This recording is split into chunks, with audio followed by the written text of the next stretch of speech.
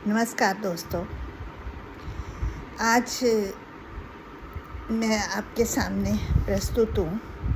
मेरे बहुत से विद्यार्थियों ने मुझे कहा है कि मैडम सीटेट और पीटेट के बारे में आप हमें कुछ गाइड करिए। CTET means centre eligibility teaching eligibility test. PTET means Punjab state teacher eligibility test. ये दो टेस्ट ज़रूरी हैं हमें टीचिंग लाइन में परमानेंट अपॉइंटमेंट के लिए। तो पहले हमें बीए के बाद या एमए के बाद बीएड करने के बाद हमारी एक रिटन टेस्ट होता था जिससे बच्चे पास करके कर जाते थे। उससे पहले ये सीटेट और पीटेट ज़रूरी है। और जब ये सीटेट पीटेट की बात आती है, हमारे बच्चे बहुत अच्छे हैं, बहुत लायक हैं, बहुत इंटेलिजेंट है, पर जब सीटेट पीटेट की बारी आती है तो ये बच्चे दे कट अस हॉरिफिक। बहुत कम बच्चे पास कर पाते हैं और उनकी नियुक्ति जो है परमानेंट नियुक्ति होनी बहुत मुश्किल हो जाती है। तो आज की वीडियो आप पूरी देखो।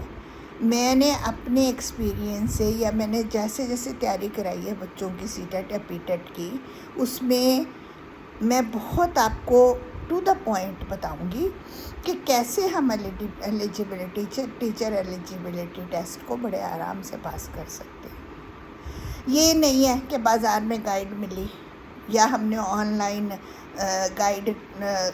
गाइडेंस ले ली। नो, इसके लिए टीचर को एलिजिबिलिटी टेस्ट पास करने के लिए हमें बहुत थॉरोली किताबों को, जो एनसीईआरटी की बुक्स हैं, फर्स्ट टू लेके 10th तक, 11th-12th तक, इनको अच्छी तरह से हमें क्या करना है, पढ़ना है। ये किताबें इतनी एनरिच्ड हैं कि इनको पढ़ने के बाद जो इनकी एक्सरसाइज है, अगर हम वो एक्सरसाइज सॉल्व करते हैं तो हमें हमारी नॉलेज में बहुत ही वृद्धि होती है।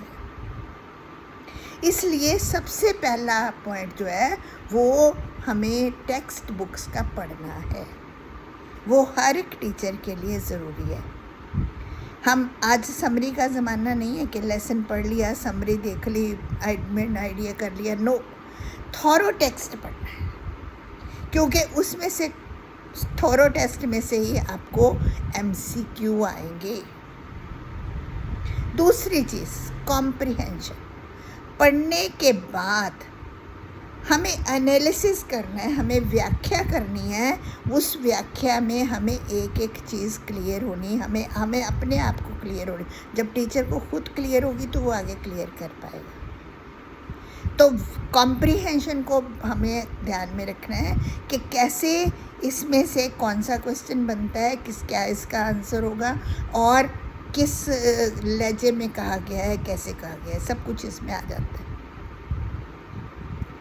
तीसरी चीज़ है कि हमें सबसे पहले इन टेक्स्ट को पढ़ने के बाद हमें क्या करना है, अर्जुन के तीर की तरह हमें पहले क्वेश्चन पेपर देखने हैं सीटेट में, पीटेट में जो आए हुए हैं कुछ रिसेंट ईयर्स में, और हमारी तैयारी उन क्वेश्चन पेपर्स को सॉल्व करके या उनके अकॉर्डिंगली हमें करनी है। हम सारा करते रहेंगे और जिसमें से कुछ आएगा ही नहीं। उनमें देखो कि किस तरह के प्रश्न आते हैं, किस तरह हमें इनको तैयार करना है, कौन कौन सी चीज़ें क्या ज़रूरी है। ठीक है। चौथी चीज़ है बेटा, जो बच्चे पास आउट कर गए हैं एलिजिबिलिटी टेस्ट, उनको हमें कांटेक्ट करना है। शर्म नहीं करनी हमें कि हम पूछेंगे तो उनको वो कहेंगे हमसे पूछने, उनसे परामर्श करना बहुत ज़रूरी है। उनको पूछो कि किस तरह आपने अटेम्प्ट किया, कैसे तैयारी करी थी, क्योंकि जब तक हम इन्वॉल्व नहीं होते, एक दूसरे के साथ इंटरेक्ट नहीं करते, तब तक हम वो टेस्ट पास करना हमारे लिए। और एक चीज़ है कॉन्फिडेंस हमें होना चाहिए। पहले ही अगर हिम्मत हार जाएंगे कि हमसे नहीं होगा तो नहीं होगा। ठीक है। और उसके बाद हमें क्या करना है, हमें अपने अपडेट रखना है अपने आप को, जो हम नहीं करते। अपडेशन का मतलब है कि हर एक फील्ड में, देखो एजुकेशन का फील्ड है, साइंस का फील्ड है, गेम्स का फील्ड है, तो रोज़ अभी आज कल मैं न्यूज़ देख रही थी तो पता लगा कि 26 से 10th क्लास के 2 बार एग्ज़ाम CBSE ने रिकमेंड कर दिए हैं। इसी तरह गेम्स में क्या हो रहे, कहाँ टेस्ट मैच हो रहे हैं, कौन कौन पार्टिसिपेट कर रहा है, कौन जीत रहा है, कहाँ किसकी परफॉर्मेंस है, ये चीज़ें जनरल नॉलेज की, सामान्य ज्ञान की, इसकी ज़रूरत होना हमें बहुत ज़रूरी है। क्योंकि बच्चे जितना इंटरेस्ट किताबों से नहीं लेते, सराउंडिंग से ज़्यादा हम उसको साइंस के फील्ड में, जैसे अभी लेटेस्ट का आ सकता है, अभी शुक्ला गया है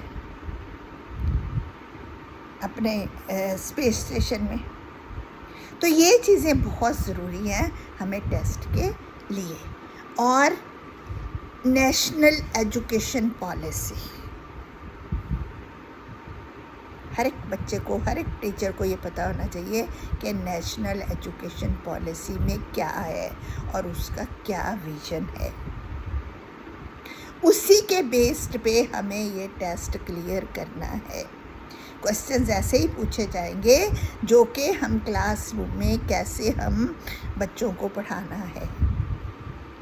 अब ये थोड़ी सी चीज़ें तो मैं आज डिस्कस कर रही हूँ, इसके बाद मैं आपको, अगर आपको अच्छा लगेगा, अगर आप इंटरेस्ट लोगे, अगर आप चाहोगे, नहीं भी चाहोगे तो मैं फिर भी डालूँगी इस नेक्स्ट वीडियो में, मैं आपको बताऊँगी कि कैसे CBSE की NCERT की बुक्स में सारा विज़न, सारी अप्रोच के हमने कैसे पढ़ाना है टीचर ने, वो मैं आपको बताऊंगी, क्योंकि उसी पे आधारित हमें क्वेश्चंस आएंगे।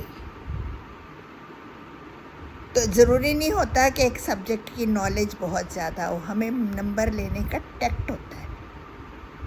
वो टैक्ट जो है ना, वो हम टैक्टफुल होके ही ले सकते हैं, ट्रिकी होके ले सकते हैं। बाकी limit to learning is the sky. तो अगर आपको अच्छा लगे तो प्लीज़ डू लाइक, शेयर, और your queries, your suggestions, your comments are always welcome. Thank you. मेरे को लगता है कि आपको अच्छा लगेगा, और इसके बाद मैं आपको बताऊंगी कि कैसे हमें क्या अप्रोच है NEP की, CBSE की, NCERT की, और टीचर का क्या रोल है, नेक्स्ट वीडियो में हम देखेंगे। और आज मैंने ये वीडियो बाइलिंगुअल, हिंदी और इंग्लिश दोनों में डाली है, ताकि आपको सबको अच्छी तरह से क्लियर हो जाए और आपको फ़ायदा हो।